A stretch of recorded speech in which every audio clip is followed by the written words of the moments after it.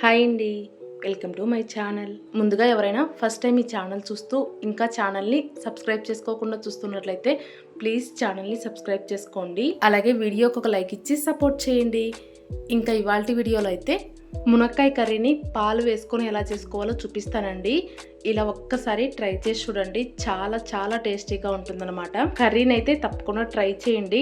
అన్నంలోకి అయితే సూపర్గా ఉంటుంది. పెద్ద ప్రాసెస్ కూడా ఏమీ ఉండదండి, చాలా సింపుల్గా ఉంటుంది. ఇంకా టేస్ట్ అయితే అద్భుతంగా ఉంటుంది. తప్పకుండా ట్రై చేయండి. ఇంకా అస్సలు లేట్ చేయకుండా మునక్కాయని పాలు వేసుకొని ఎలా చేసుకోవాలో చూపిస్తాను పదండి. కర్రీ చేసుకోవడం కోసం ముందుగా స్టవ్ పైన ప్యాన్ పెట్టుకొని అందులోకి 2 నుంచి 3 టేబుల్ స్పూన్ల వరకు ఆయిల్ అయితే వేసుకోండి. ఇంకా మీరు చేసుకునే కర్రీ క్వాంటిటీని బట్టి ఆయిల్ వేసుకోండి. ఇలా ఆయిల్ వేసుకున్న తర్వాత వేడెక్కనిచ్చి ఇప్పుడు అందులోకి తాలింపు గింజలన్నీ వేసుకోండి. అంటే ఆవాలు, జీలకర్ర, శనగపప్పు, మినప్పప్పు ఇవన్నీ వేసుకొని తాలింపు గింజల్ని చిటపటలాడనివ్వండి. ఏ కర్రీలోకైనా తాలింపు గింజలు మంచిగా ఫ్రై అయితేనే కర్రీ టేస్ట్ బాగుంటుందండి. ఇలా తాలింపు గింజలు మంచిగా ఫ్రై అయిన తర్వాత ఇప్పుడు అందులోకి బాగా సన్నగా కట్ చేసి పెట్టుకున్న ఒక 3 మీడియం సైజ్ ఉల్లిపాయలు అయితే వేసుకోవాలి. ఉల్లిపాయలని ఎంత వీలైతే అంత సన్నగా కట్ చేసుకొని వేసుకోండి. ఇలా ఉల్లిపాయలు సన్నగా కట్ చేసుకొని వేసుకోవటం వల్ల మనకు గ్రేవీ మంచిగా వస్తుంది. ఇంకా కర్రీ టేస్ట్ కూడా చాలా బాగుంటుందండి. ఇలా ఉల్లిపాయలు వేసుకున్న తర్వాత కలుపుకుంటూ ఉల్లిపాయలని లైట్గా కలర్ చేంజ్ అయ్యేంత వరకు ఫ్రై చేసుకోండి. ఉల్లిపాయలు ఇలా లైట్గా కలర్ చేంజ్ అయిన తర్వాత ఒక స్పూన్ అల్లం వెల్లుల్లి పేస్ట్ వేసుకొని అల్లం వెల్లుల్లి పేస్ట్ పచ్చివాసన పోయేంత వరకు ఫ్రై చేసుకోండి. ఆ తర్వాత 3 మీడియం సైజ్ టమాటాలని బాగా సన్నగా కట్ చేసుకొని వేసుకోండి. టమాటాలని ఇలా ముక్కలుగానే వేసుకోవచ్చు, లేదంటే మిక్సీ జార్లో వేసుకొని ప్యూరీలాగా కూడా చేసుకొని వేసుకోవచ్చు అనమాట. అది మీ ఇష్టం అండి, మీకు ఎలా కావాలంటే అలా వేసుకోండి. ఇప్పుడు అందులోకి తగినంత ఉప్పు, పసుపు వేసేసుకోండి.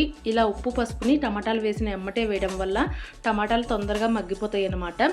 ఇలాగే మధ్య మధ్యలో కలుపుకుంటూ మూత పెట్టేసి టమాటాలని బాగా మగ్గనివ్వాలి. అలాగే మగ్గే టైంలో టమాటాలని ఇలా గరిటెతో స్మాష్ చేసుకుంటూ కలుపుకున్నారంటే టమాటాలు తొందరగా మగ్గిపోతాయండి.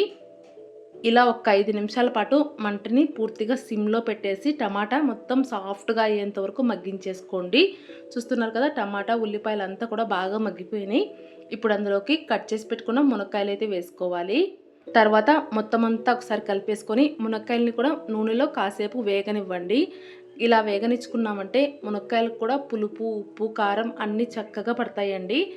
ఇలా కాసేపు వేగించుకున్న తర్వాత ఇప్పుడు అందులోకి ఒక చిన్న టీ గ్లాస్ పైన నీళ్లు వేసి మునక్కాయల్ని ఒక 10 నిమిషాల పాటు సిమ్లో ఉడకనివ్వండి.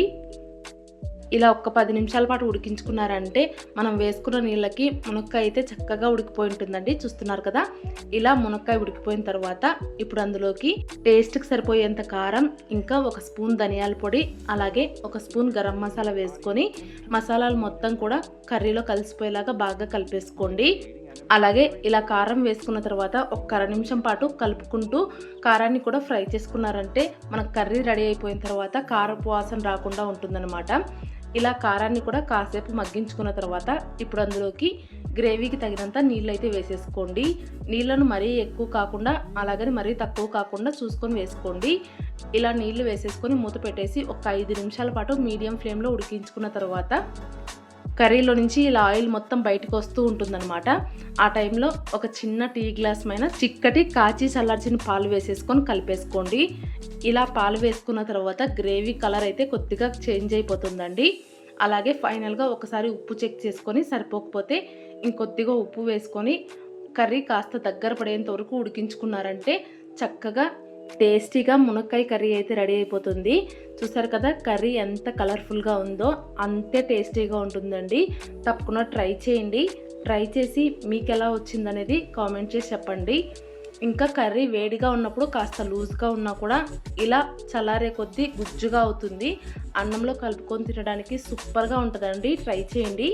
అలాగే ఈ వీడియో మీకు నచ్చినట్లయితే ప్లీజ్ ఒక లైక్ చేయండి.